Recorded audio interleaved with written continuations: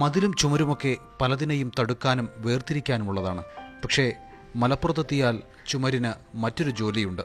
വിശക്കുന്നവന് ഭക്ഷണമെവിടെ എന്ന ചോദ്യത്തിന് ഭക്ഷണം ചുമരിലുണ്ട് എന്നാണ് മലപ്പുറത്തെ ഉത്തരം.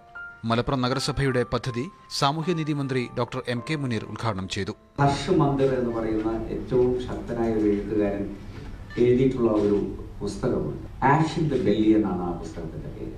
എല്ലാ ദിവസവും രാത്രി ഇന്ത്യയിൽ ലക്ഷക്കണക്കിന് ആളുകൾ ഒരു നേരത്തെ ഭക്ഷണം പോലും കഴിക്കാതെ രാത്രി കടന്നുറങ്ങുന്നുണ്ട് എന്നാണ് അദ്ദേഹം പറയുന്നത്. പദ്ധതി വളരെ സിമ്പിളാണ്, പക്ഷേ പവർഫുള്ളുമാണ്. വിശപ്പിന്റെ വിലയെറിയുന്ന ആർക്കും ഈ പദ്ധതിയിൽ പങ്കാളിയാവാം. നഗരത്തിലെ ഹോട്ടലുകളിൽ കഴിക്കാനെത്തുന്നവർക്ക് മറ്റൊരാളുടെ ഭക്ഷണം സ്പോൺസർ ചെയ്യാം.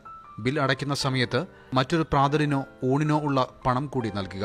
അപ്പോൾ ലഭിക്കുന്ന ടോക്കൺ ചുമരിൽ സ്ഥാപിച്ച തട്ടിൽ നിക്ഷേപിക്കുക. ഭക്ഷണം ആവശ്യമുള്ള ആർക്കും ഇതുപയോഗിച്ച് ഈ ഹോട്ടലിൽ നിന്ന് വയർ നിറയ്ക്കാം. ഭക്ഷണം എടുത്ത് കഴിക്കുന്നവരുടെ പേരോ വിവരങ്ങളോ ഒരു കാരണവശാലും ചോദിക്കുകയും ചെയ്യരുത്, വെക്കുകയും ചെയ്യരുത്.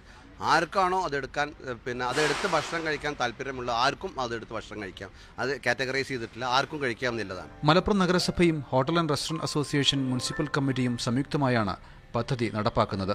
നഗരത്തിലെ 67 ഹോട്ടലുകൾ പദ്ധതിയിൽ പങ്കാളികളാണ്. 4 മാസം മുമ്പേ 3 ഹോട്ടലുകളിൽ പരീക്ഷണാടിസ്ഥാനത്തിൽ പദ്ധതി ആരംഭിച്ചിരുന്നു. UK പോയപ്പോഴാണ് ഇത് കണ്ടത്. അവിടെ ടീ ഓൺ വാളാണ്. നമ്മൾ ഒരു ചായ കഴിക്കുമ്പോൾ 2 ചായക്ക് ഓർഡർ ചെയ്യും. 1 on the wall 1 for me എന്നവർ പറയുന്നത്. പിന്നെ ഒരാൾ വന്ന് ചായ കഴിക്കാതിരിക്കുമ്പോൾ ടീ ഓൺ ദ വാൾ എന്നവർ പറയും. അപ്പോൾ അവിടുന്ന് ആ ടോക്കൺ എടുത്ത് കൊടുക്കുകയാണ്. അത് ഞങ്ങൾ ഇവിടെ എത്തിയപ്പോൾ അത് ടീ മാറ്റി ഫുഡാക്കിയെന്നു. വിശപ്പുരഹിത നഗരമെന്ന സ്വപ്നത്തിലേക്കുള്ള അക്ഷയപാത്രം പദ്ധതിക്ക് പിന്നാലെ ഭക്ഷണം ചുമരിലുണ്ട് പദ്ധതിയും വിജയത്തിലെത്തുമെന്ന പ്രതീക്ഷയിലാണ് നഗരസഭ. മുഹമ്മദ് നൌഫൽ, മാതൃഭൂമി ന്യൂസ്, മലപ്പുറം.